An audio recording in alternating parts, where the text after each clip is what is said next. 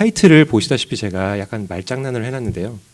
인하우스의 인하우스를 위한 인공지능 길라잡이, 이 사람 인자를 쓴 이유가 사실은 이 프레젠테이션의 핵심 메시지 중 하나가 사람 중심의 인공지능을 개발해야 된다라는 거기 때문에 그걸 강조하기 위해서 일단 저렇게 좀 제목을 정했고, 더 나아가서는 이게 이제 저는 뭐 러펌에 있는 변호사는 아니고 현장에서 일하는 인하우스 변호사다 보니까 현장의 목소리, 현장에서 제가 듣고 보는 거를 좀 실전에 가깝게 말씀을 드리고자 하는 취지로 저렇게 제목을 정했습니다. 조금 생뚱맞게 생각하실 수도 있지만 이게 사실 제가 2주 전에 만든 덱인데요. 참 어떻게 알았는지 북한에서 오늘 새벽에 또 탄도미사일을 하나 쐈습니다. 근데 제가 처음에 좀 설명드리고 싶은 장면이 이제 한반도의 긴장 고조인데, 사실 지난 2년간 핵실험을 3차례나 했죠. 총 6차례를 했고 북한에서 9월 달에 또 화성 14형 탄도미사일 하나를 쏴서 굉장히 긴장이 그 뒤로 계속 고조가 되고 있는데, 제가 찾아보니까 그 당시에 굉장히 섬뜩한 기사가 하나 있더라고요. 이게 많이 알려진 것 같지는 않은데 9월 달에 그 탄도미사일을 하나 쐈을 때 동해에 미국 군함이 하나 있었는데요. 그때 토마호크 미사일 발사 대기 명령을 받았다고 하더라고요. 이제 그 얘기는, 저는 뭐 군사 전문가는 아니지만 뚜껑 다 열어놓고 단추만 누르면 쏠 준비가 돼 있다는 얘기거든요. 근데 토마호크 미사일이라는 게 제가 들어보니까 미군이 개전시, 그러니까 전쟁을 시작할 때 쓰는 미사일이라고 합니다. 이게 방공망을 먼저 파괴를 해야 되는데 폭격기를 들여 보내는 건 이제 단가가 일단 너무 비싸고 너무 위험도가 크기 때문에 방공망을 일단 파괴시키기 위해서는 상대적으로 단가가 싼 그 순항 미사일을 쏘고 방공망을 파괴한 다음에 이제 폭격기들이 들어간다고 하더라고요. 그래서 저 기사를 보고, 뒤늦게 저 기사를 보고 그때 굉장히 심각했었구나 상황이, 그걸 느꼈습니다. 그런가 하면 현 CIA 국장이 나와서 뭐라고 그랬냐면 북한이 수개월 내에 미국 본토에 도달할 수 있는 핵무기를 완성할 것이다라는 말을 했는데, 저는 이 기사를 보고 이게 메시지구나. 앞으로 수개월이 몇 개월인지는 정확하게 모르겠지만 수개월 이내에 결론이 안 나면 정말 그때는 군사행동을 취할 수도 있겠다는 메시지구나. 정말 기사를 보면 볼수록 굉장히 두려웠습니다. 이제 그러다가 2주 전인가요? 트럼프 대통령이 이제 시진핑 대통령을 만나서 정상회담을 했죠. 근데 북한하고 중국하고 미국이 티격태격하는 것 같아도 이해관계가 정확하게 일치하는 부분이 하나 있습니다. 그게 뭐냐면 동아시아에서 핵 무장 도미노 현상은 용납할 수가 없습니다. 미국 입장에서도 그렇고 중국 입장에서도 그렇고요.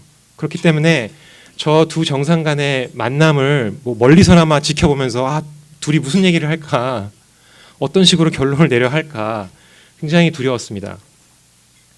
자, 그런가 하면 그 와중에 인간의 판단력을 계속 의심케 하는, 회의를 갖게 하는 그런 장면들이 계속 나왔죠. 올해 특히 이제 트럼프 대통령이 당선이 되면서부터 지금 제 눈에는 잘 안 보이는데 이 세계 역사상 유례 없이 강력한 군사력을 가진 나라 아닙니까, 미국이? 전쟁 경험도 제일 많은 나라입니다. 그런 나라의 군 통수권자가 굉장히 험악한 말을 많이 쏟아냈죠. We will solve the problem without them. 뭐 느낌표, 뭐 USA, 뭐 그리고 military solutions are now fully in place, locked and loaded. 이건 뭐 거의 총잡이 같은 발언이고요. 또 그동안 계속 그야말로 속된 말로 삥 뜯겨갔다 우리는 talking is not the answer.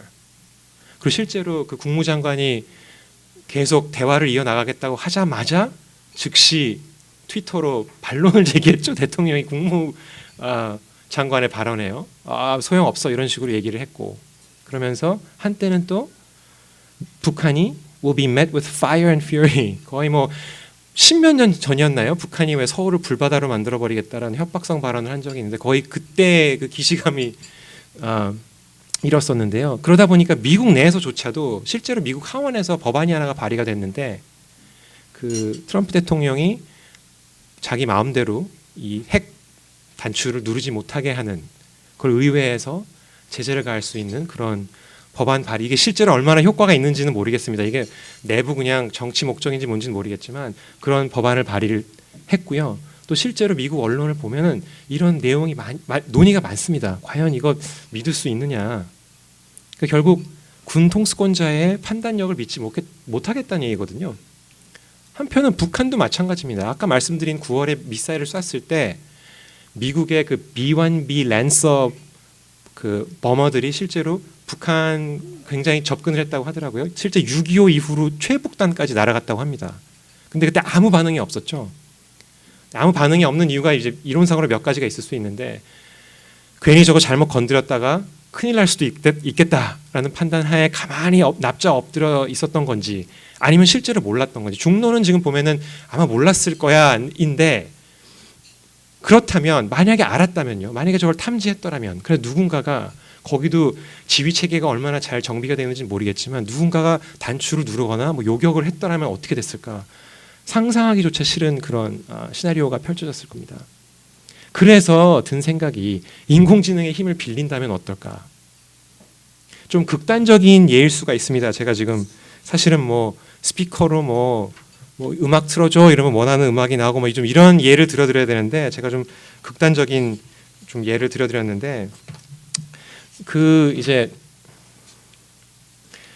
인공지능의 힘을 빌린다면 좋은 예가 있고 이제 나쁜 예가 있을 텐데요. 좋은 예는 사태를 너무 북한 대 미국 내지는 뭐 미국 대 중국이란 식으로 너무 이제 축소해서 보지 않고 장기적인 역사의 흐름을 이해할 수 있다면, 즉 사학자들이 평생에 걸쳐서 연구하는 그런 내용을 인공지능의 힘을 빌려서 그거를 DB화를 해서 인공지능이 학습을 해서 정말 사학자들이 갖는 만큼의 어떤 역사적인 판단력을 갖게 된다면 좀 더 장기적으로 줌아웃 해가지고 볼 수 있겠죠.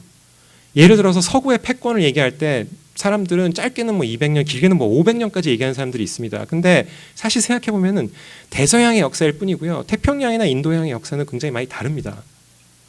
실제로 구대륙 헤게모니가 이제 19세기, 20세기에 완전 신대륙으로 넘어갔지만 그 이전에 유구한 세월을 구대륙에 있는 여러 가지 제국들이 있었죠. 근데 지금 가만 보시면은 그런 제국들이 하나둘씩 귀환을 하고 있는 모양새를 보실 수가 있습니다. 그게 무슨 이슬람의 제국이 됐건, 뭐 지금 이제 터키라는 어떤 하나의 부족 중심의 국가단이지만 예전에는 오스만 제국이었지 않습니까? 러시아 제국도 있고, 그리고 실제로 보시면 제가 근무하고 있는 싱가포르에서도 무슬림들의 어떤 그런 네트워크가 굉장히 대단합니다. 서쪽으로는 북아프리카와 그 지중해, 중동에서부터 동남쪽으로는 인도네시아까지 정말 이슬람 코리도가 생기고 있거든요. 물류뿐만이 아니라 문류까지도. 그런 역사적인 맥락을 인공지능의 힘을 빌려서 인간의 판단력을 배가시킬 수 있다면, 지금 상황이 큰 흐름을 놓고 봤을 때 그렇게 심각한 상황은 아니구나라는 결론을 내릴 수도 있고요.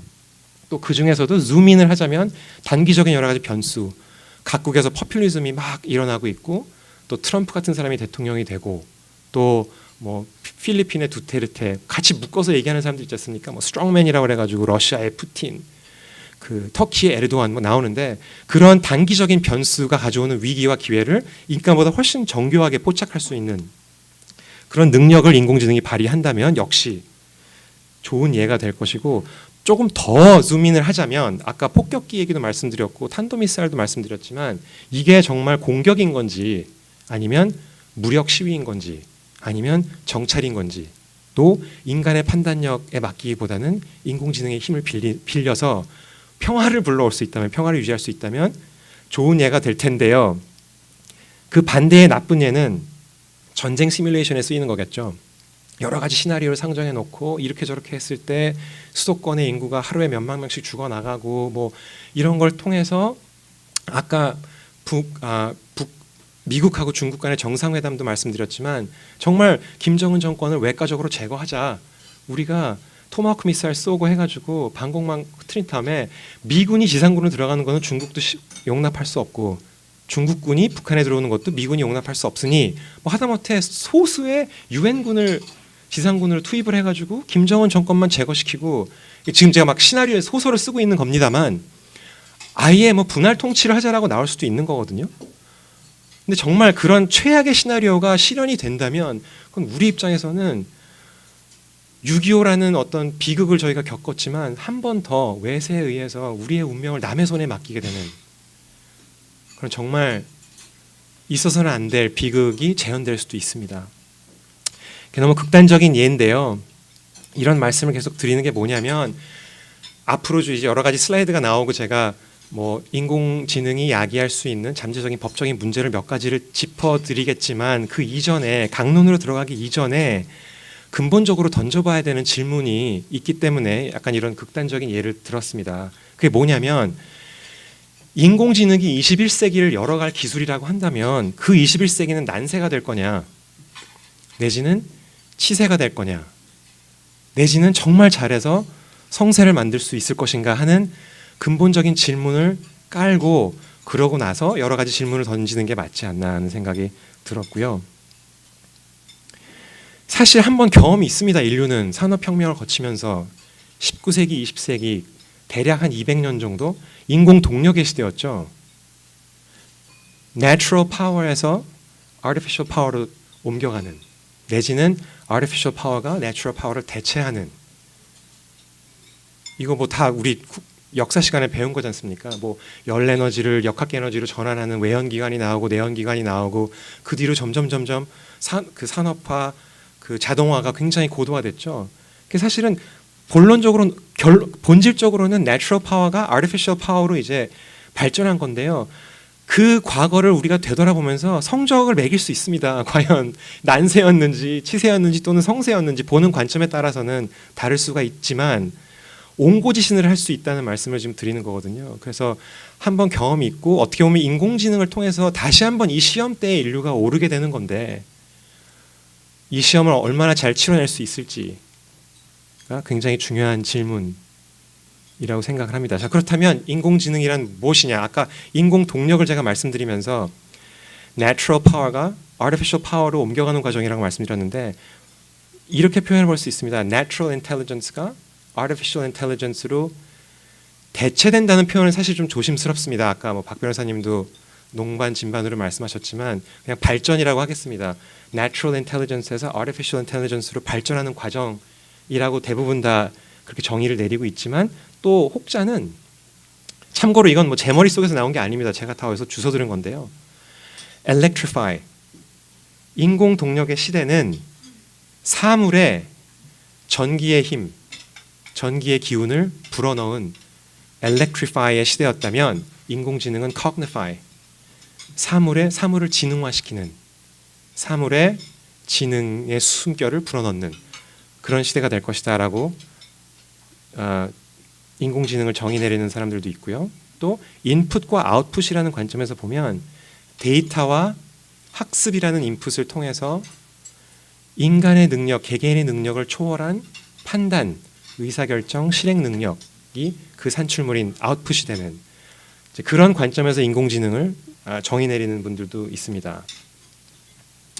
결국 이게 지금조차도 지금 뭐 4차 산업혁명 그런 얘기들을 많이 하는데 산업혁명의 연장선상에서 그냥 쭉 보자면 처음에 natural power가 있었다면 즉 말과 인간이 있었다면 artificial power 자동차가 나왔다고 쉽게 표현해 볼 수가 있고요. 자동차라는 게 결국 마력으로 그 힘을 측정하지 않습니까? 말 100마리, 말 200마리의 힘. 근데 거기에 artificial intelligence를 더하게 되면은 200개의 눈, 200개의 귀, 심지어는 200개의 뇌를 가진 자동차가 나온다고 볼 수 있고 더 쉬운 예를 들어드리자면 이 스크루드라이버, 도라이바죠, 도라이바를 과거에는 사람의 손으로 근력으로 돌렸다면 electrify가 뭐냐? 결국 저렇게 파워드릴이 나오는 거고요. 거기에 인텔리전스까지 불어넣게 되면 인간이 전혀 관여하지 않고도 자동차라는 굉장히 복잡하고 정교한 물건을 찍어내는 그런 그렇게 이렇게 보시면은 이해하기가 좀 훨씬 수월할 것 같은데요. 자, 그렇게 봤을 때 어디까지 똑똑해지고 어디까지 강력해질 것인가 이런 상황에서 인류의 미래는 무엇인가? 제가 어디서 재미있는 사진 하나를 구해왔는데요. 정말 인간이 기계 앞에서 무릎을 꿇고 머리를 조아리는 그런 세상이 올 것이냐. 제가 아까 말씀드린 난세가 되겠죠. 근데 사실 이제 오해 소지는 좀 줄여야 되는 게 이 사진은 사실 뭐냐면 덴노센이라고 일본에서 매년 인공지능하고 사람하고 일본 장기로 대결을 합니다. 그래서 저거는 뭐 인간이 기계 앞에 뭐 머리를 조아리는 사진은 아니고요. 경기 시작하기 전에 서로 인사를 하는 거긴 한데 그럼에도 불구하고 이렇게 보고 있으면 참 심경이 복잡해집니다. 묘하게 기분이 안 좋아지거든요. 저런 세상이 올 건지 아니면 불교에서 말하는 그야말로 천수보살, 천수 관세음 보살이라고 하잖아요. 불교에서. 전 불교 신자는 아니지만 정말 관세음, 세상의 소리를 듣고 세상 만민 중생들의 고통과 어려움을 듣고 인간을 돕고 인간을 이롭게 하는 그런 존재. 어떻게 생각해보면은 인공지능에 대한 인류의 염원이 우리가 생각하는 것보다 훨씬 오래된 걸 수도 있지 않을까 하는 생각이 저 사진을 보고 제가 들었는데요. 결국 말씀드리는 게 뭐냐면 사람 중심의 인공지능을 만들어야 된다입니다. 그래서 아까 박 변호사님이 이제 인사 말씀하실 때 잠깐 언급을 하셨는데 artificial intelligence라고 안 하고 augmented intelligence라고 표현하시는 분들도 많습니다. 이게 뭐냐면 augmented라고 하면 주체 주어는 인간이거든요. 그 사람이 중심에 있고 사람의 능력을 배가시키거나 증가시키는 도구로서의 intelligence. 그래서 augmented intelligence라는 말들도 많이 쓰는데 실제로 저희 그 마이크로소프트의 비전도 AI 비전도 이와 같습니다. Amplifying human ingenuity with intelligent technology. 이게 사실은 그냥 읽으면은 그냥 그런가 보다 할 수 있지만 아까 말씀드린 사람 중심의 인공지능이라는 철학이 그 밑에 깔려 있는 저희의 비전입니다. 그래서 좀 이제 패스트 포워드를 하겠습니다. 마지막 장면인데요. 이거는 제가 그냥 머지않은 미래의 있음직한 시나리오. 여기 와 계신 분들이 대부분 다 인하우스 변호사들이시다 보니까 제가 그냥 허구로 시나리오를 하나 만들어 봤어요. 사내 변호사 김자연의 하루라고 해서 죄송합니다. 이 슬라이드는 텍스트가 좀 굉장히 많습니다. 일단 열어볼게요. 왼쪽에 있는 게 이 허구의 그 가상의 인물 사내 변호사 김자연의 하루인데요. 보시면 9시 45분에 인공지능 비서가 확보하고 결제한 자율주행 자동차를 타고 약속 장소 카페로 이동. 10시에 법대 동기 동창이자 고객사 법무팀 변호사인 친구와 커피를 마시면서 주말에 등산 계획을 세우다가 마침 그 고객사와의 계약서에 대해서도 논의를 합니다. 그리고 11시 35분에 자율주행 자동차를 타고 초고속 지하터널을 지나 개성 시내에 있는 점심 장소로 이동해서 북한 지사 법무팀 변호사 채용 인터뷰를 한다.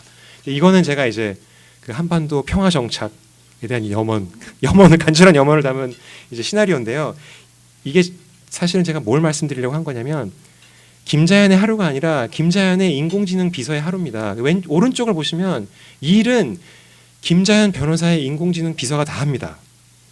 역시 글씨가 좀 작아서 제가 읽어드리자면 10시에 그 친구랑 만났을 때 여러 가지 얘기하고 있는 내용 중에 계약서에 관련된 얘기만 다 뽑아내는 거죠. 그래서 김자연의 음성을 인식하고 필기를 인식하고 계약의 주요 쟁점 사항을 정리하고 분류함. 그리고 상대방의 인공지능 비서가 정리한 쟁점 사항과 상호 비교하고 일치하는 부분, 불일치하는 부분을 확인. 그래서 상호 일치 확인을 한 법적인 쟁점 사항은 외부 로펌의 인공지능 비서에게 보내서 김자연 변호사의 의사에 부합하는 대응책 및 계약서에 직접 반영을 요청합니다.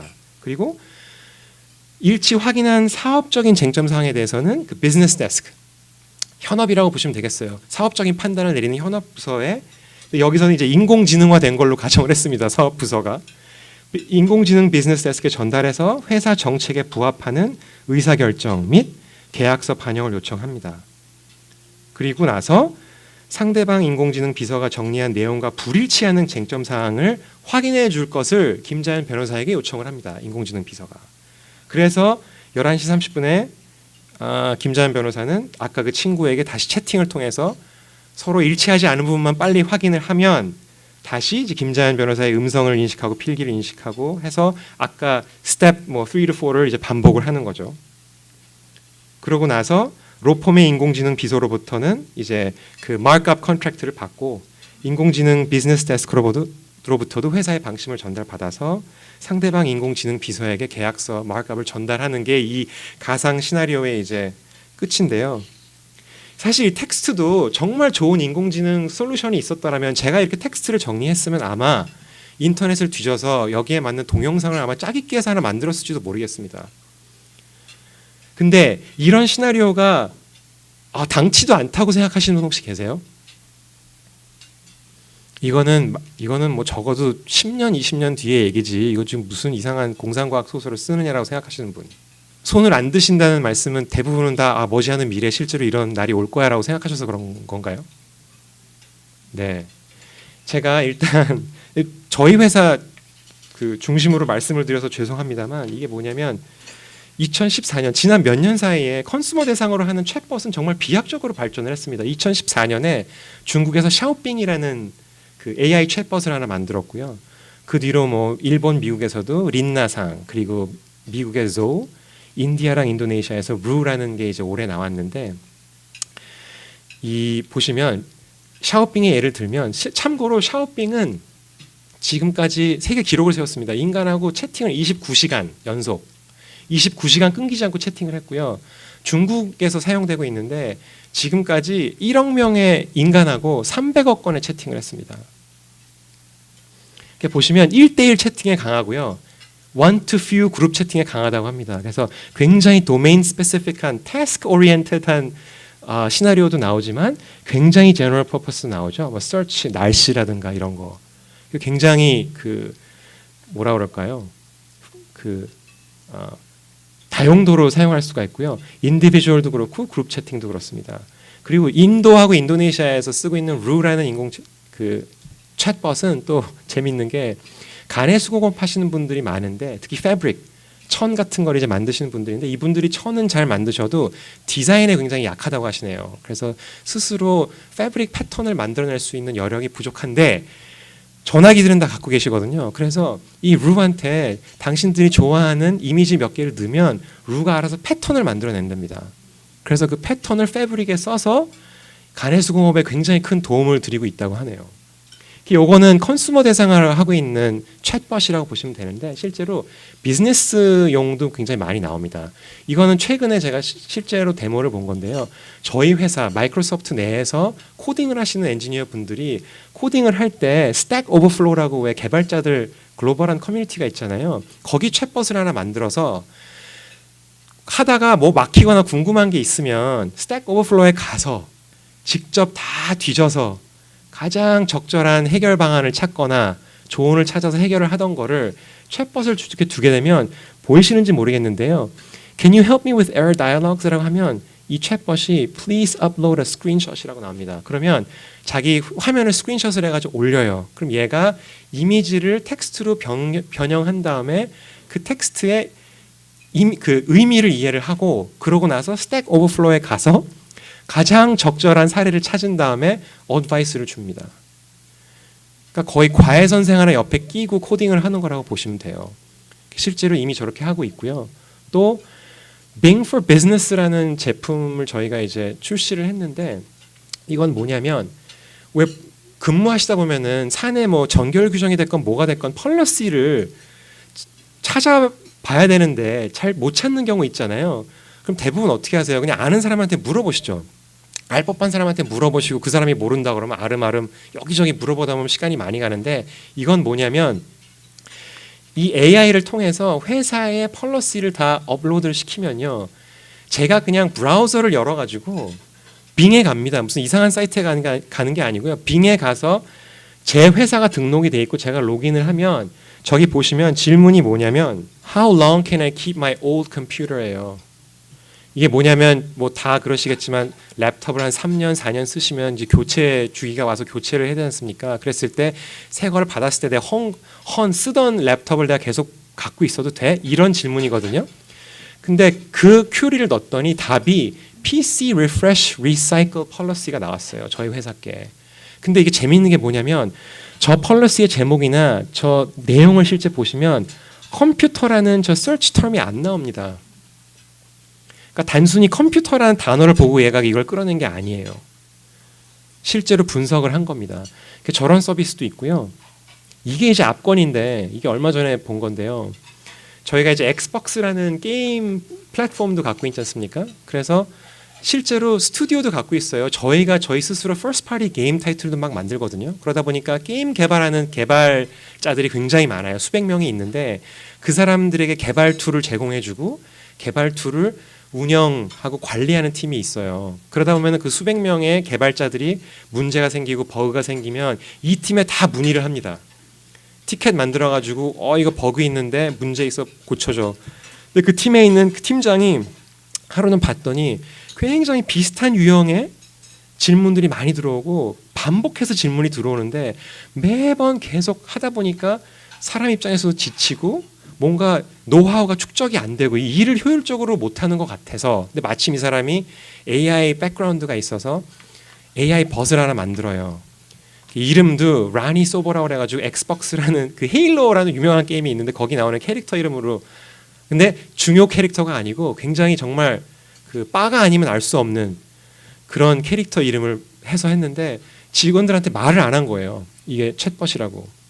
근데 개발자들이 계속 일을 하다 보니까 이 친구가 일을 굉장히 잘하는 겁니다. 업무 외로도 이메일을 막 주고받는데 보니까 한 번도 안 나타나요. 회식에도 안 나오고 본사에도 한 번도 안 오고. 너는 왜 안 와? 메일을 계속 보냅니다. 언제 만날 수 있어? 근데 답을 계속 이상하게 비껴가니까 팀장한테 물어봤어요. 몇 명의 직원들이. 얘 누구야라고 했더니 그제서야 팀장이 사실은 AI 벗이야라고 실토를 했다는 그런 스토리가 있습니다. 그래서 아까 박 변호사님도 그러셨고 이제 job security에 대해서 말씀을 하셨는데, 네 실제로 뭐 시간이 얼마나 남았는지 저도 잘 모르겠습니다. 아까 말씀드린 그 사내 변호사와 그의 인공지능 비서 시나리오를 놓고 제가 법적인 이슈들을 간략히 좀 정리를 해보겠습니다. 제가 보니까 데이터를 중심으로 데이터라는 관점에서 봤을 때 생기는 문제들이 있고요. 또 AI의 학습 능력이라는 관점에서 봤을 때 또 생기는 문제들이 있더라고요. 그래서 데이터를 중심으로 보면 프라이버시, 사이버 보안, 그리고 이제 소유권, 데이터에 대한 소유권이죠. 그리고 내지는 사용 권한. 소유권이 없으면 사용 권한이라도 있어야겠죠. 그리고 학습 능력이라는 관점에서 보면 intellectual property, 지재권, liability, 책임의 문제가 발생하고요. 또 고용, 더 근본적으로는 이제 인권의 영역까지도 이제 확대가 됩니다. 근데 아까 학습 말씀을 드리면서 지금도 역시 제가 그 예측 가능성이라는 걸 말씀을 드렸는데, 예측 가능성이 떨어지는 좋은 예가 하나 있는 게 뭐냐면 인간이 예기치 못했던 문제들이 나오는데 보셨는지 모르겠어요. 올해 중반에 7월인가 8월에 제가 신문 기사를 하나 봤는데, 제가 그 진위를 직접 뭐 페이스북에 확인해 보지는 못했지만 페이스북에서도 다 AI 리서치 센터가 있지 않습니까? 거기서 인공지능을 만들어 가지고 둘이 대화를 시켜봤대요. 그랬더니 영어로는 얘기를 하는데, 교신을 하는데 전혀 문법에 안 맞는 영어를 구사하더라는 거죠. 그래서 이게 뭘까 하고 봤더니 문법 체계를 바꿔버린 겁니다. 얘네가. 이렇게 한번 찾아서 보세요. 기사에 나와 있거든요. 캡처가 약간 섬뜩합니다. 이렇게 보면은 그네들의 설명을 들어보면은 인간의 문법을 굳이 따를 필요가 없다는 거예요. 얘네가.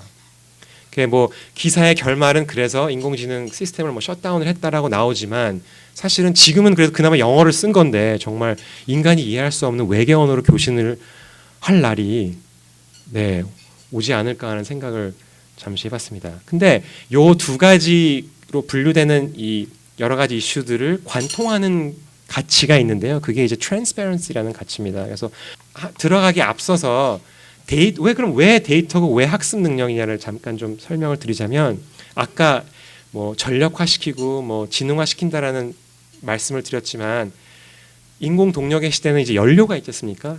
주로 화석 연료였죠. 19세기, 20세기는 석탄, 석유. 연료가 들어가서 발전 인프라를 통해서 전력을 생산을 하고 그럼으로써 인공 동력이 발생을 했다면, 지금은 데이터. 그래서 data is the new oil이라고 말하는 사람들도 많습니다.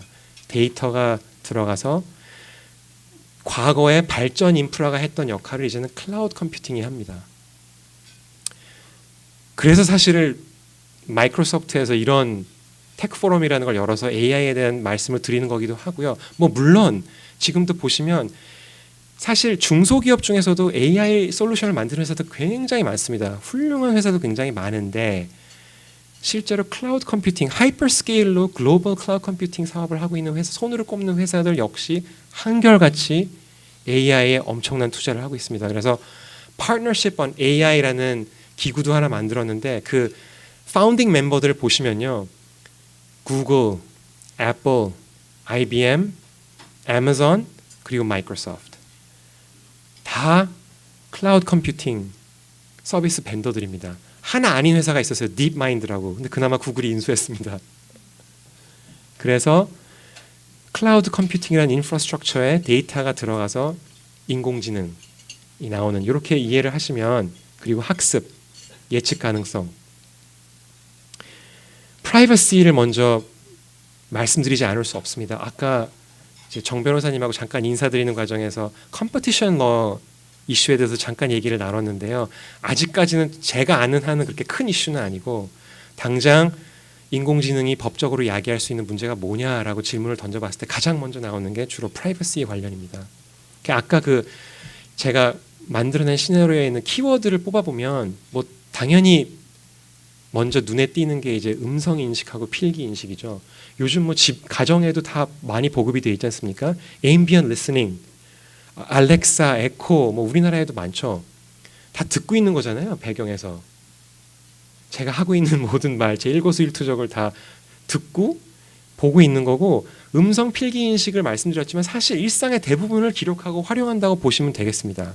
자, 그랬을 때 AI 솔루션을 만드는 서비스 벤더 입장에서는 될 수 있으면 많은 정보를 끌어가야 되는데 그러다 보면은 고지와 동의가 지금 법적인 요건인데 그게 좀 문제가 되는 게 화면이 일단 크면은 쉬운데 화면이 작아지면 작아질수록 고지와 동의의 과정이 좀 복잡해지고요. 심지어는 아까 말씀드린 그 스마트 스피커, 인공지능 스피커는 아예 화면이 없기 때문에 활자를 통해서 고지를 하고 동의를 구할 수가 없죠. 그런 문제가 생기고 또 우리나라 법도 제가 마지막으로 확인했을 때는 최소 수집의 원칙이 아직까지도 있는 걸로 알고 있는데요. 그런 게 이제 저해 요인으로 작용을 하고 역으로 개인 정보 주체 입장에서 봤을 때는 프라이버시 침해가 당연히 굉장히 큰 이슈가 됩니다. 그리고 이제 빅데이터와 학습 능력이 합쳐졌을 때 빅데이터라는 게 사실은 정보의 총량만을 얘기하는 게 아니라고 하더라고요. 같은 정보를 놓고도 거기서 얼마나 다양하고 의미 있는 인사이트를 추출해낼 수 있는 능력이 있느냐. 요게 이제 빅데이터의 정수라고 하는데 거기에 인공지능의 학습 능력까지 합치게 되면 아까 말씀드린 대로 예기치 못한 상황이 또 얘가 하나 더 있어요. 얼마 전에 그 스탠퍼드에서 게이다라는 거 혹시 신문기사 보신 분? 스탠퍼드에 있는 AI 연구진이 주장하기를 사람의 사진만 딱 보면은 자기네가 개발한 인공지능 솔루션으로 이 사람이 동성연애자인지 아닌지 알 수 있다라고 주장을 했습니다. 그래서 남자의 경우에는 정확도가 71%, 여자는 81%. 물론 약간 좀 반론의 여지가 있어요. 뭐 데이터의 양이라든가 여러 가지 제약 조건이 있어서 이건 정확도가 그렇게 높지 않았을 거야라고 주장하는 측이 있지만 제가 보기엔 시간 문제거든요. 그래서 그렇게 봤을 때 이게 단순히 프라이버시 침해의 문제를 넘어서 실제로 개인이 그로 인해서 불이익을 받을 수가 있습니다. 차별을 받을 수가 있고요. 그게 뭐 채용이 될 수가 있고요. 뭐 개인과 관련된 모든 경우에 다 그런 상황이 발생할 수가 있죠. 사업을 할 때, 취업할 때, 승진할 때 개인이 불이익을 받기 시작하고 부당한 차별을 받기 시작한 문제가 되는데 불이익을 받고 차별을 받는 것 못지않게 중요한 게 그 스케일입니다. 어마어마한 스케일로 불이익과 차별을 받을 수 있다는 거고 거기에 더해서 더 큰 문제는 부지불식간에 벌어질 수 있다는 거예요. 인간이 미쳐 저런 그 빅데이터와 학습 능력을 결부시킨 결과 불이익을 누가 어떻게 받고 있는지를 인간이 제대로 인지 못할 수도 있다는 거죠. 그런 문제가 있을 수 있고요. 좀 더 근본적으로는 민주주의 얘기를 할 수 있습니다. 아까 말씀드린 대로 ambient listening 사실 뭐 1948년에 나오는 빅브라더라고 생각하실 수도 있잖아요. 내 일거수일투족 내 입에서 나오는 모든 말을 누군가가 듣고 기록을 하고 그로 인해서 정보랑 결합을 해가지고 내 정치적 성향을 파악해내는 세상이 온다고 하면 스스로 자기 검열을 시작하지 않겠습니까? 시민들이 불이익을 받지 않기 위해서라도. 그런 시나리오를 생각해 보면은 굉장히 민주주의의 미래에 대해서도 좀 고민을 해봐야 될 수 있는 문제고요. 결국 요약을 해보면 우리가 중요하게 생각하는 가치, 그것이 민주주의가 됐건 뭐 차별 없는 세상이 됐건 프라이버시가 됐건 그것을 보호해야 된다는 당위성하고 산업을 육성해서 부가가치를 창출하고 부를 창출하고 고용을 일으켜야 된다라는 어떤 그런 산업 육성의 필요성하고의 긴장 관계가. 저는 이게 versus라고 안 쓴 이유는 이 두 개가 양립할 수 없는 거다라는 이제 말씀을 드리기 싫어서 양립할 수 있다고 믿고요. 이제 문제는 이제 균형을 찾아야겠죠. 이제 비식별화에 대한 논의가 한창 진행 중인 것으로 들었습니다. 특히 국내에서도 얼마 전에 참여한다 했나요? 시민단체에서 왜 정부에서 비식별화 가이드라인이라는 걸 발표를 했고 그에 따라서 이제 비식별 전문기관들이 기업들하고 이제 그 비식별화를 해가지고 정보 결합해서 데이터셋을 만들어놨더니 이제 고발을 했죠, 검찰에. 그게 이제 법 위반이다. 고발을 했고 실제로 가이드라인 자체도 법적 근거가 없다. 이런 논의가 많이 진행되는데 사실 비식별화 얘기만 놓고 봐도 전문가들끼리 얘기하면 몇 시간이고 얘기를 해야 될 거예요. 이게 순전히 기술의 영역인 건지 아니면 정책의 영역인 건지 뭐 제가 그 해답을 갖고 있지는 않습니다만 제 소견으로는 기술의 관점에서도 접근을 해야 되고 정책의 입장에서도 관점에서도 접근을 해야 되는 문제가 아닌가 그렇게 생각을 하는데 다만 이제 기업은 무조건 개인정보를 끌어다가 악용하고 남용할 것이다라는 선입견도 좀 버려야 된다고 생각을 합니다. 이념적으로 접근을 할 게 아니라 사용하려고 하는 케이스 바이 케이스로 판단을 해야겠죠. 이게 과연 합당한 정보 결합이고 활용인지 아닌지. 그래서 그런 균형 잡힌 시각으로 접근을 해야 될 문제라고 생각을 하고요. 자, 이런 말씀은 제가 아니고서라도 저보다 훨씬 똑똑하신 분들이 말씀을 드릴 수가 있는데 그럼 저만이 뭐 마이크로소프트 법무팀에서 드릴 수 있는 말씀이 뭘까 고민을 한 결과 IT 인하우스가 드릴 수 있는 실전 팁이라고 제가 마지막에 하나 붙여놨는데요. 이제 인공지능을 도입을 하시건 아니면 개발을 하시건 공동 개발을 하시건 AI 벤더 그리고 클라우드 벤더 아까 보여드렸다시피 AI 벤더가 스스로 자기가 언프렘에서 다 할 수도 있어요. 반드시 클라우드 컴퓨팅을 기반으로 해야 되는 건 아닙니다만 많은 경우 클라우드 컴퓨팅이라는 인프라스트럭처가 없이는 사실은 의미 있는 인공지능 솔루션을 개발하기가 어렵기 때문에 클라우드 벤더, 그 밑단에 있는 보이지 않는 클라우드 벤더에도 잘 살펴보셔야 된다는 얘기인데 저는 이제 사업 모델을 먼저 보시라고 말씀을 드렸어요. 태생적인 한계가 과연 있는지 없는지, 즉 개인정보에 의존하는 정도가 뭔지 그 회사의 사업 모델이 개인정보를 열심히 끌어모아서 그 돈으로 내지는 뭐 광고주의 수입에 대부분을 의존하는 그런 회사인지 아닌지 반응을 보니까 제가 어느 회사 얘기하는 건지 잘 모르시는 것 같은데 아무튼 내지는 한 걸음 더 나아가서 프라이버시와 관련된 그 회사의 정책이 무엇인지 그리고 그 정책이 과연 contractual commitment 계약서의 의무로 얼만큼 반영이 되어 있는지를 보셔야 되는데 많은 경우에는 계약서만 보시죠. 현업에서 와서 저 이런 거 할 건데요. 얘네랑 계약해야 됩니다라고 하면 주로 계약서만 보시지 않나요? 이 AI 벤더나 클라우드 그 밑단에 있는 클라우드 벤더의 사업 모델이 뭘까? 얘네 프라이버시 정책은 뭐지? 사실 바쁘기도 하시지만 그런 거 보실 여력이 없잖아요. 근데 사실은 제대로 된 순서는요. 사업 모델도 보셔야 되고 정책 꼼꼼하게 살피셔야 되고 마지막에 그게 과연 계약상의 의무로 얼마만큼 실제 반영이 되어 있는지를 꼼꼼하게 살펴보셔야 됩니다. 다음이 이제 사이버 보안. 사이버 보안은 뭐 제 입으로 말씀드리지 않아도 충분히 누구나 다 top of mind라고 할 수 있는 이슈인데요. 아까 그 시나리오를 놓고 봤을 때 키워드 역시 같습니다. 음성, 필기, 인식. 근데 프라이버시 같은 경우에는 어떤 정보를 수집하고 처리하고 어떤 목적으로 활용하고 어떻게 폐기하는지에 대한 그런 관점이라면 사이버 보안은 그런 정보를 수집하고 처리하고 보관하는 그 물적 토대, 네트워크나 플랫폼의 관점이라고 보시면 돼요. 물리적인 토대. 실제로 아까 자율주행 자동차 얘기도 제가 막 넣어놓고 했는데 그것이 전제로 하고 있는 거는 굉장히 거의 뭐 일상 전반에 걸쳐서 IoT를 적극적으로 활용하고 있는 시나리오겠죠. 운전자 없이 정말 자율주행 자동차들이 길을 다니는 그런 세상이라는 것은 IoT를 적극적으로 활용을 한다는 건데 이게 사실 사이버 보안을 AI의 입장에서 보면 양날의 칼이라고 합니다. 왜냐하면 공격을 하는데 쓸 수도 있거든요. 방어하는 데만 쓰는 게 아니라. 근데 전문가들의 얘기를 들어보면은 아직까지는 방어로 활용되는 게 좀 더 우세하다고 합니다. 근데 그게 하나도 기뻐할 얘기가 아닌 게 그 이유가 AI를 활용하지 않고서도 얼마든지 개인은 물론이거니와 기업들도 사이버 보안 태세가 너무 형편이 없기 때문에 굳이 가성비가 안 좋은 AI를 활용하지 않고서도 얼마든지 공격이 가능하기 때문에 아직까지는 공격보다는 방어가 우세한 거라고 하더라고요. 그래서 사실 이제 방어를 목적으로 하는 AI에 대한 개발이 활발히 이루어져야 되고 투자도 많이 해야 되는데, 그래서 일례로 저희 마이크로소프트에서는 저희 혹시 오피스 365 쓰시는 분 회사에서 E5 버전을 쓰시는지는 모르겠는데 아무튼 기업 고객의 경우에는 어떤 기능이 있냐면요. 제가 그 워드 문서를 열어요. 그래서 막 문서를 칩니다. 근데 거기에 누군가의 신용 정보라든가 아니면 회사의 기밀이라든가 그런 내용을 적으면 자동으로 얘가 감지하고 딱 뭐가 뜹니다 위에. 너 지금 신용카드 번호 적고 있는 것 같은데? 내지는 누군가의 이름인 것 같은데? 이건 전화번호 같은데? 주소 같은데?라고 떠요. 그래서 분류를 할래라고 나옵니다. 컨피덴셜한 걸로 분류할래? 뭐 하이 비즈니스 임팩트로 할래? 미디엄으로 할래? 로우로 할래? 그 회사의 정책은 그 기업 고객이 정하실 수가 있고요.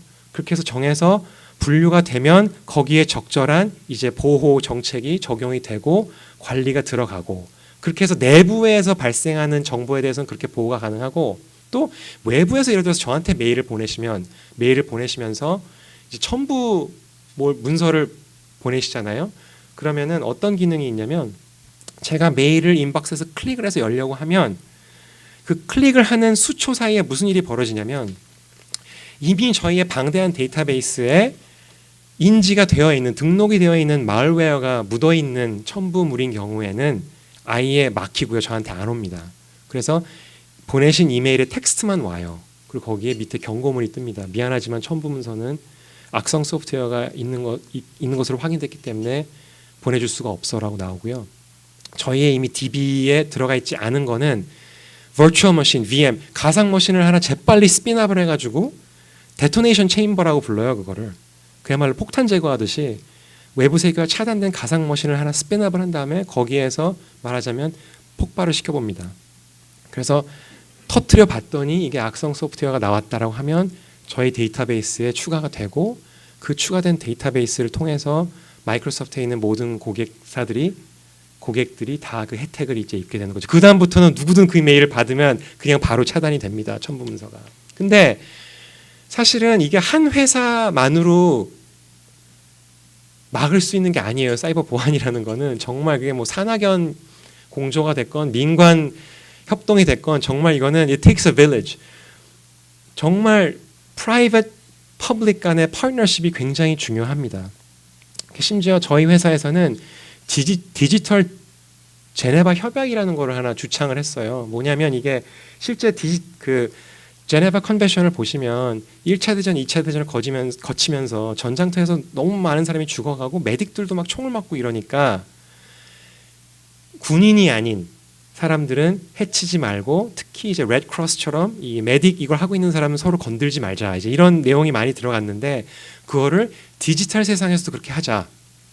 그게 뭐냐면 전시가 아닌 평시에는 국가 주도로 민간인 인프라는 공격하지 말자라는 제네바 협약을 맺어라라고 저희가 지금 정부들한테 요구를 하고 있고요. 또 저희는 저희의 입장을 어떻게 정리하고 있냐면 저희의 역할은 그야말로 전장터를 누비는 메딕이라고 생각하고 있습니다. 왜냐하면 실제로 사고가 생기면 초동 대응은 저희가 많이 해요. 그래서 저희는 적군, 아군을 가리지 않고 공격을 당하는 사람은 무조건 도와주겠다. 그게 우리의 임무다라는 얘기를 하고 있는데, 여기서 또 제가 이런 말씀을 계속 드리면 지루하실 수도 있으니 실전 팁을 드리자면, 역시 AI 벤더나 클라우드 벤더의 사이버 보안 역량을 검증하셔야 되고, 또 의지, 역량을 읽다 보면은 의지가 읽힙니다. 이 회사가 정말 진정성이 있는지 아닌지는 그 히스토리를 보면 다 나오거든요. 그래서 플랫폼 시큐리티, 아까 말씀드렸다시피 AI 벤더가 그냥 자기네 언프렘으로 다 서버 갖다 놓고 할 수도 있어요. 그럼 그게 자기 인프라스트럭처가 되는 거죠. 그 인프라스트럭처가 플랫폼 시큐리티가 얼마나 잘 되어 있는지. 근데 플랫폼이 아무리 시큐어하다고 주장을 해도 가장 최신의 인사이트를 갖고 있는지, threat environment에 대한 정보를 분초 단위로 업데이트를 하고 있는지, 인사이트이 얼마나 있는지. 또 마지막으로 posture는 어떻게 보면 그냥 태세라고 보시면 되는데요. 실제로 이거는 뭐 다 당연히 아시는 얘기겠지만 사이버 보안 걱정하지 마세요. 저희하고만 하시면 문제 없습니다라고 말하는 벤더는 절대 믿으시면 안 됩니다. 실제로 대부분의 신뢰할 수 있는 사이버 시큐리티 벤더들은요, assume breach 태세를 갖고 있어요. 그 얘기는 뭐냐면 보안이 뚫렸을 거라고 가정하고 얘기합시다라고 얘기를 합니다. 그래서 그 얘기는 뭐냐면 디텍트 할 수 있는 능력, 디텍트를 못했다면 프로텍트도 못했더라면 적어도 리스폰드. 그래서 이 사이클에 들어가는 시간을 단축시키는 거예요. 왜냐하면 많은 경우에 얘기 들으면 통계를 내보면요, 어느 해커가 하나 인바이러먼트 네트워크에 들어가서 머무는 기간이 전 세계 평균은 기업들만 대상으로 했을 때 거의 1년? 맞나요? 안 변호사님? 1년? 아시아 태평양에 있는 기업들은 훨씬 문제가 많습니다. 거의 막 3년이래요. 그 정도의 긴 시간을 휘젓고 다니는 거예요. 회사 내부를, 해커들이. 그래서 그거를 디텍트를 하고 리스폰드를 해서 해결하기까지의 들어가는 시간을 단축시키는 게 굉장히 중요합니다. 오늘날의 사이버 시큐리티에 있어서는. 한 가지를 빠뜨렸는데, 아까 제가 뭐 의지 이런 말씀을 드렸지만 Secure Development Life Cycle이라는 게 있어요. 이게 저희 마이크로소프트에서 이제 창안을 한 거고, 실제로 이제는 그냥 다 일반에 공개를 합니다. 원하시는 기업체들은 다 이 프레임워크 갖다 쓰시라고 하는 건데, 뭐냐면 소프트웨어, 사실 클라우드가 됐건 AI가 됐건 다 소프트웨어잖아요. 소프트웨어를 개발하는 전 단계, 모든 단계의 사이버 시큐리티의 관점에서 보고 사이버 시큐리티를 강화시키는 겁니다. 이 소프트웨어의 주된 어떤 펑션과 별개로 그렇게 해서 개발에 들어가는 모든 단계에서 사이버 시큐리티라는 안경을 끼고 개발을 하는 그런 프레임워크입니다. 그래서 이거는 일예일 뿐이고요. 벤더랑 계약을 하실 때 물어보세요. 니네는 사이버 보안에 대해서는 니네 펄러시가 뭐고 히스토리가 뭐냐 듣고 싶다, 이렇게 말씀을 하십시오.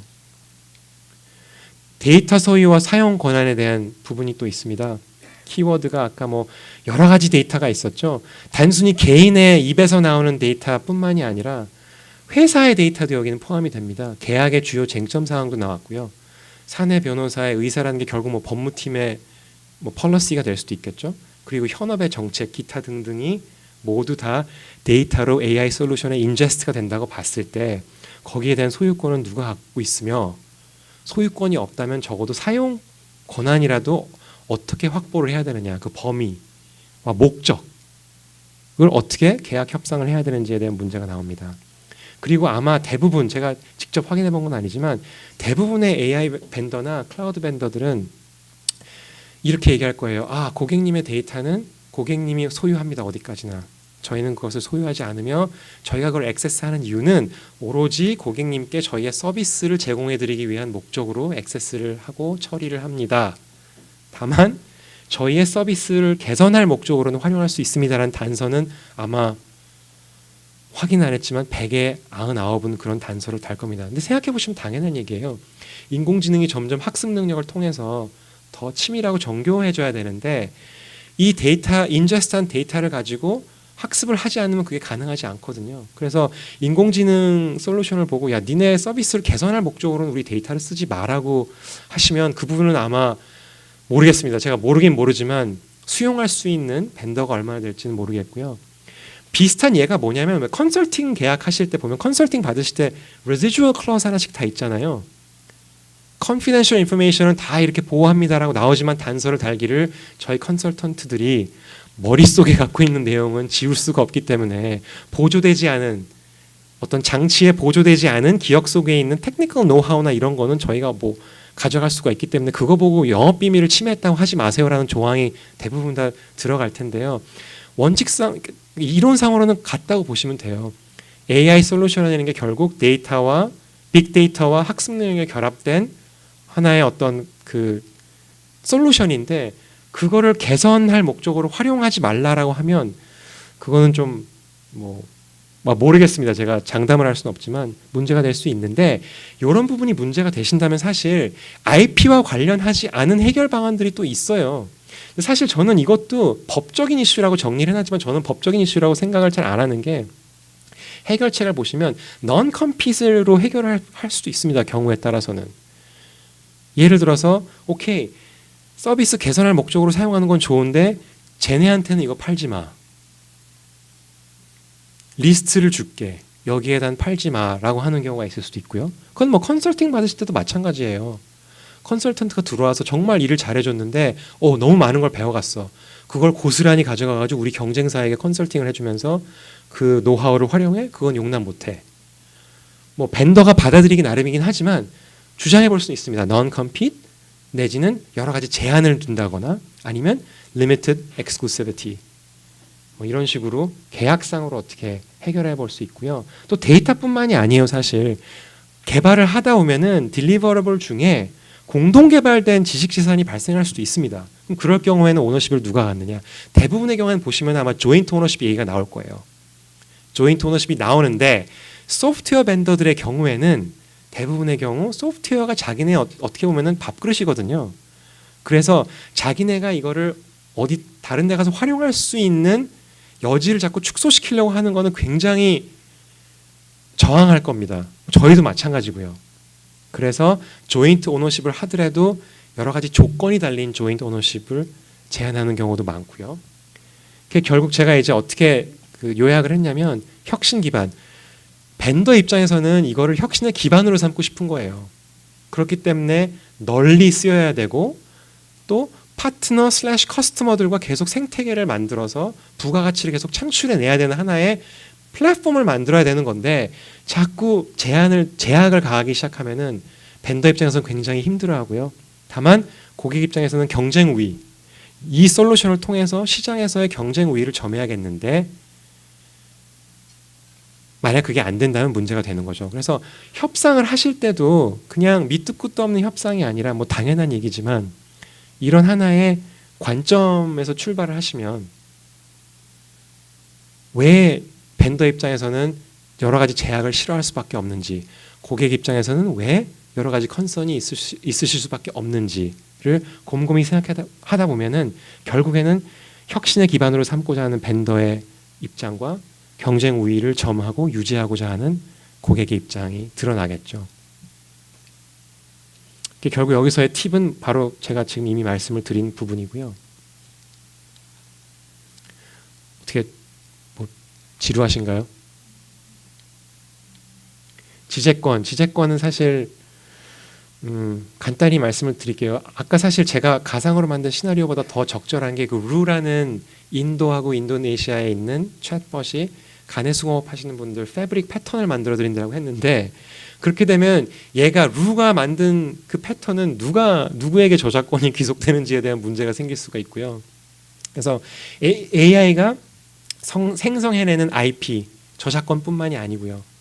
생성해내는 IP에 대한 이제 누구에게 귀속이 되는지 내지는 생성하는 과정에서 타인의 IP를 침해할 수도 있거든요. 그런 문제가 생길 수도 있고 또 역으로 지재권 보호 능력을 AI를 통해서 강화할 수도 있습니다. 결국 요거는 어떤 뭐 가치와 산업 육성 간의 긴장이라기보다는 오히려 산업 육성하고 산업 육성 간의 긴장인 것 같더라고요. 왜냐하면 기존의 창작물을 만들고 아이디어를 만들어낸 사람들의 이런 어떤 지재권을 AI를 통해서 침해하게 되면 그거는 산업 육성을 저해하는 일일 것이고요. 이노베이션에 대한 의지를 꺾는 거니까. 근데 그렇다고 또 너무 심하게 제재를 가해서 신규로 막 생성해낼 수 있는 IP를 그 길을 막는다면 그 역시도 산업 육성을 저해하는 거겠죠. 그래서 이건 어떻게 보면 좀 정책의 영역에 더 가까운 문제인데요.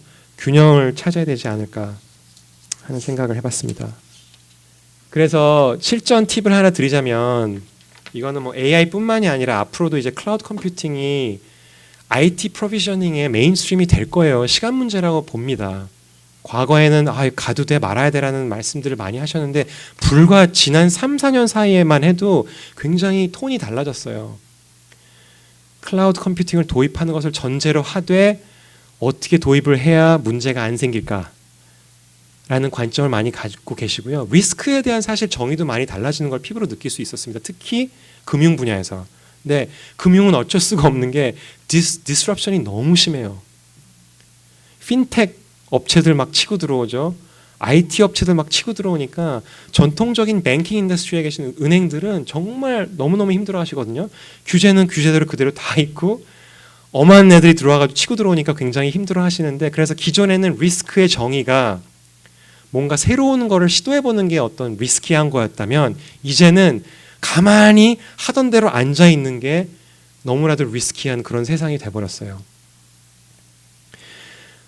클라우드 컴퓨팅을 도입하시다 보면은 이거 얘네를 믿을 수 있나? 얘네 IP에 대해서 혹시 제3자가 클레임을 걸게 됐을 때 나를 딥퍼켓이라고 보고 나한테 먼저 나를 걸지 않을까 염려를 많이 하시잖아요. 그러다 보니까 계약서에 당연히 third party IPR infringement claim에 대한 뭐 indemnity냐, duty to defend냐, 뭐 liability, 뭐 exclusion of damages, 뭐 liability, limitation 다 나오는데 꼼꼼하게 보셔야 되는 게요. third party claim에 대한 AI 벤더나 클라우드 벤더의 계약종을 잘 보셔야 돼요. unlimited liability인지 아닌지, 적어도 자기네들이 코딩한 거에 대해서만큼이라도 unlimited, uncapped liability로 책임을 지겠다고 하는지 아닌지, 안 하겠다고 하는 벤더들도 있습니다. 근데 요즘은 또 워낙 오픈 소스가 강세잖아요. 그러다 보니까 저희 같은 마이크로소프트 같은 회사도 저희 제품에 오픈 소스를 굉장히 많이 도입을 하고, 또 오픈 소스 커뮤니티에도 저희가 컨트리뷰션을 굉장히 많이 합니다. 그러다 보니까 저희 제품에도 오픈소스 컴포넌트들이 막 생겨나고 있거든요. 그랬을 때 많은 벤더들은 자기네 proprietary 소프트웨어 컴포넌트에 대해서는 uncapped liability를 지거나 uncapped duty to defend 의무를 져도 오픈소스는 carve-out 하는 경우도 굉장히 많아요. 그런 점을 좀 꼼꼼히 보셔야 되고요. 참고로 저희 마이크로소프트 같은 경우에는 저희 first party 소프트웨어 컴포넌트에 대한 liability건 오픈 소스 컴포넌트에 대한 거건 전부 uncapped duty to defend를 제공해 드리고 있고요. 거기에 더해서 그 패턴트 트롤이라고 하죠. NP라고들 많이 하는데 NP들로 엄청 지금 공격이 급증하고 있지 않습니까? 그랬을 때 내가 내 벤더에게 의지해서 카운터 클레임을 할 수 있는 여지가 있을까? 이게 좀 조심스러운 게 자꾸 저희 회사 자랑을 하는 것 같아서 그런데, 저희 회사 같은 경우에는 저희가 패턴트를 굉장히 많이 갖고 있어요. 특허를.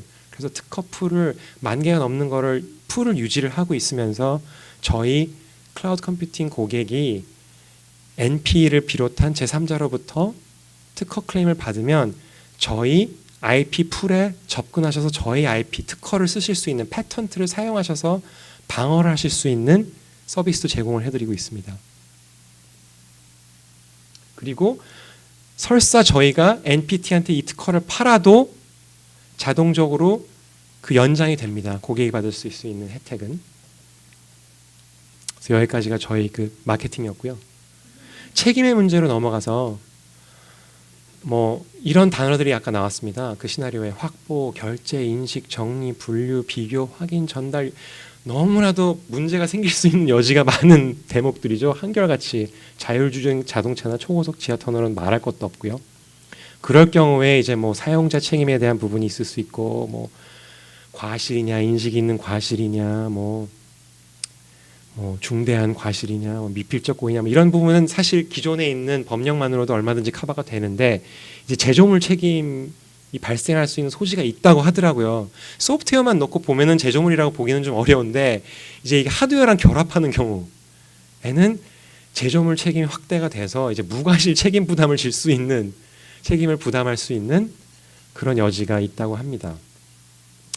결국 인명과 재산을 보호해야 한다는 그 당위와 역시 산업 육성을 해야 한다는 필요성 간의 어떤 긴장이고, 이 역시도 균형을 찾아야 되는데, 이게 사실은 윤리의 영역으로 넘어가기도 해요. 왜냐하면 자율주행 자동차 말씀을 드렸지만 MIT의 그 MIT 테크놀로지 리뷰라는 매체가 있습니다. 거기에서 몇 년 전에 어떤 글이 실렸냐면, 자율주행 자동차들은 필연적으로 Self-driving cars must be programmed to kill, 이게 제목이었어요. 보면은 세 가지 그림을 그려놓고 자율주행 자동차를 타고 가다가 뭐 고속으로 가다가 브레이크가 고장나서 사고가 생겼는데, 앞에 한 명의 사람이 있고 인도에 10명의 사람이 있으면 찰나의 순간에 AI가 핸들을 꺾지 않아서 한 사람을 죽일 건지, 아니면 틀어서 인도에 있는 10명을 죽일 건지, 내지는 운전자 1명 대 길에 있는 사람 보행자 1명이라면 옆으로 낭떠러지로 꺾어서 운전자를 죽일 건지 아니면 길에 있는 보행자를 칠 건지 윤리적인 선택의 문제잖아요. 이걸 보고 이걸 프로그램을 도대체 어떻게 하냐. 그래서 이제 설문조사를 했다는 거예요. 사람들한테 당신들은 어떻게 생각하세요라고 했더니 이제 공리주의적인 결론이 났다고 합니다. 유틸리티, 최대 다수의 최대 행복 있지 않습니까? 왜 옛날에 학교에서 배운 한 명보다는 10명을 살려야 된다. 뭐 60, 70대 이미 살 만큼 산 사람보다는 어린아이들을 뭐 이런 여러 가지 결론이 나왔는데 참 재미있는 것은 그리고 운전자보다는 보행자를 살려야 된다. 운전자를 희생시켜야 된다라고 설문조사 결과가 나왔는데 단서가 달리기를 내가 운전하고 있지 않는 한. 그래서 묘하게 공리주의와 이기주의적인 어떤 입장이 둘 다 나왔다고 하는데 이게 왜 딜레냐면요. 1년에 자동차 사고로 죽는 사람이 100만 명이 넘는데요. 이 웃을 일이 아니죠. 그리고 자동차 사고의 90% 이상은 인간의 과실로 발생한다고 합니다. 그렇다면 적어도 인간의 과실을 이상적으로는 없애줄 수 있지만 적어도 획기적으로 줄일 수 있는 자율주행 자동차를 빨리 개발하지 않으면 내지는 자율주행 자동차를 제한하면 사람들이 계속 죽는 걸 그냥 내버려 두겠다는 거잖아요. 그거 자체가 비윤리적인 선택이 될 수 있다는 거거든요. 자율주행 자동차 개발하지 않는 게. 이 부분은 좀 흥미로워 하실 수 있을 것 같아서 말씀을 드린 부분이고요. 제가 혹시 빼먹은 부분이 있는지 잠시만 좀 보겠습니다. 실전 팁은 제가 AI 솔루션 도입 또는 개발 시 다양한 리스크 관리 방안 모색이라고만 적어놨는데 이 역시도 저는 리걸 이슈라고 생각을 안 합니다. 왜냐하면 뭐 하다못해 제조물 책임은 뭐 보험으로 해결할 수도 있는 부분이고요. 또 계약을 하실 때 이행 당사자가 많으면 많을수록 그 이해 당사자 간의 이제 라이빌리티를 어떻게 할 건지 조율할 건지에 대한 부분도 생각을 좀 해보셔야 하겠습니다. 자 이제 고용에 대한 부분은 사실 키워드가 뭐 인식, 정리, 분류 앞서 나온 거랑 사실 똑같은데 이게 뭐냐면 이런 그 동사들은 사실 주어가 대부분 사람이었잖아요. 사람이 인식을 하고 사람이 정리하고 사람이 분류하고 사람이 비교하는 거였는데 앞서 보신 시나리오에서는 전부 기계가 합니다. 이렇게 얼른 보면 삶의 질의 문제이면서 생산성의 문제인데 단기적으로는 유연근무 아까 보셨겠지만 그 가상의 사내 변호사 별로 하는 게 없잖아요. 아침에 늦지막히 일어나가지고 친구 만나가지고 커피 마시면서 얘기하다 계약 좀 얘기하고 차 타고 인터뷰하러 가고 이 일은 인공지능 비서가 백엔드에서 다 하지 않습니까? 유연근무 좋은데 그 얘기는 뭐냐면 계속 가치 사슬을 상향 이동해야 된다는 거죠. 인간이. Low value add activity는 기계에게 맡기고 사람의 쓰임새는 더 high value add activity에서 찾아야 된다는 건데 자 그렇게 생기면 문제가 인하우스 김자연을 그 인공지능 비서가 재구성해내는데 얼마나 시간이 걸릴지 아까 샤오핑 말씀 참 제가 드렸죠. 실제로 중국에 있는 어느 방송사 수습 기상캐스터로 뭐 들어갔대요. 그래서 아침 뉴스에서 기상 캐스팅을 하더라고요. 아나운서가 물어보면은 뭐 어느 지방은 뭐 최고 기온, 최저 기온 이렇고 날씨가 이렇습니다라고 얘기를 하는데 그래서 여기 계신 뭐 저를 비롯해서 모든 분들이 어떤 job security에 대해서도 아까 농반진반으로 말씀하셨지만 그러다 보니까 자꾸 새로운 고용 형태가 나오고 그러니까 프리랜서 사무실 없이 저도 이미 주변에 그런 사람 많습니다. 제 주변에 있는 사람들 중에 사무실 없고요. 그러다 보니까 고용 형태만 자꾸 저렇게 긱 이코노미 형태로 나오는 게 아니라 문화도 나오는 게 업무 공간 자체가 변하고 있어요. 협업할 수 있는 공간 그러니까 그냥 9 to 6 제가 소속된 회사에 가서 똑같은 일을 반복하는 게 아니라 제가 특기가 있고 제가 쓸모가 있다면 케이스 바이 케이스로 프리랜싱을 하는 그런 고용의 형태가 많이 늘어나는데 정책의 입장에서는 일자리가 감소하는 속도가 있을 것이고 일자리가 생기는 속도가 있을 텐데 그게 어떤 차이가 날지 그리고 또 기존에 있는 인력들이 재취업을 하는데 재훈련을 받고 하는데 그 속도는 얼마나 걸릴지 과연 어제까지 트럭을 몰던 분이 뭐 요식업계에 가서 무슨 일을 할 수가 있을지, 헤어드레서가 될 수 있을지, 그런 문제가 굉장히 심각하게 고려를 해야 될 텐데, 좀 더 근본적으로 보면은 노동과 임금의 연결고리가 어떻게 보면 끊어지는 거죠. 이 일을 해서 돈을 번다라는 어떤 명제 자체가 이제는 더 이상 유효하지 않을 수도 있는 세상이 올 수 있습니다. 이미 보편 기본 소득 제도에 대해서도 논의가 굉장히 많고, 당연히 세제의 변화가 와야 될 거고요. 이 부분은 실전 팁 IT 인하우스로서 드릴 수 있는 게 없습니다. 제가 특히 정리해고 이슈에 들어가기 시작하면 뭐 긴박한 경영상의 필요 뭐 이런 얘기 나오는데, 저희 회사도 그렇고 저희 팀도 그렇고 사실은 경험이 많지 않습니다. 이 부분에 대해서는. 그래서 오히려 저희가 좀 조언을 많이 받아야 되는 게 아닌가, 많은 가르침을 받아야 되는 게 아닌가 싶은 부분이고요. 다만 제가 자녀 진로 팁을 하나 만들어 놓은 게, 저희 집 큰 놈이 이제 고등학생이고 작은 놈이 이제 초등학생인데, 데이터 리터러시, 이 아이들이 커서 이제 사회 주축이 돼서 활동할 나이가 됐을 때는 정말 누가 됐든지 간에 어떤 일을 하든지 간에 데이터 리터러시, 데이터를 다룰 줄 알고 거기에서 의미 있는 인사이트를 추출해낼 수 있는 능력은 기본적으로 이제 교육을 통해서 배양해야 된다. 그런 부분과 데이터 드리븐 컬처, 의사결정을 내릴 때, 그러니까 쉽게 말씀드리면 회장님 결정대로 하면 망할 수도 있다. 뭐 이런 거죠.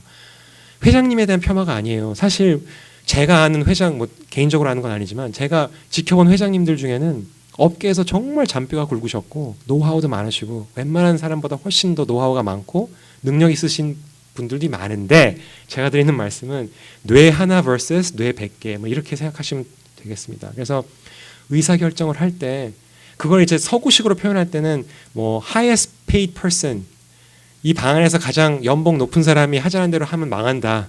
데이터를 기반으로 의사결정을 해버릇해야 된다. 그런 컬처를 계속 몸에 익혀야 된다. 이렇게 우리 아이들이, 여기 뭐 자녀가 계신지 모르겠지만 아이들이 컸을 때 세상은 훨씬 더 데이터 드리븐 컬처가 자리 잡은 세상이 되지 않을까 싶고요. 또 한 가지 중요한 게 growth mindset.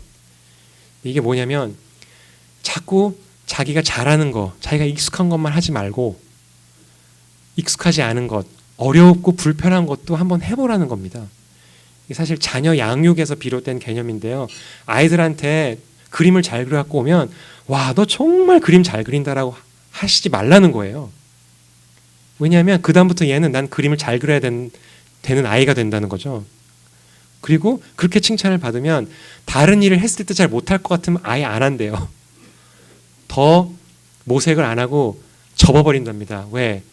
칭찬 못 들을 것 같으니까. 그러다 보면 자꾸 픽스 마인드셋이 돼서 자기가 맨날 좋아하고 잘하는 것만 해버릇한다는 거죠. 그럼 자기의 잠재성이 어디에 있는지, 가능성이 얼마큼 열려 있는지를 모르고 살 수도 있다는 얘기인데, 저희 회사에서도 실제로 많이 강조를 합니다. 저 같은 경우도 마이크로소프트에 입사한 지 거의 10년이 됐는데, 입사했을 당시에는요, 이렇게 제가 고객분들 앞에 모시고 뭐 단상에서 무슨 얘기를 할 기회가 거의 없었어요.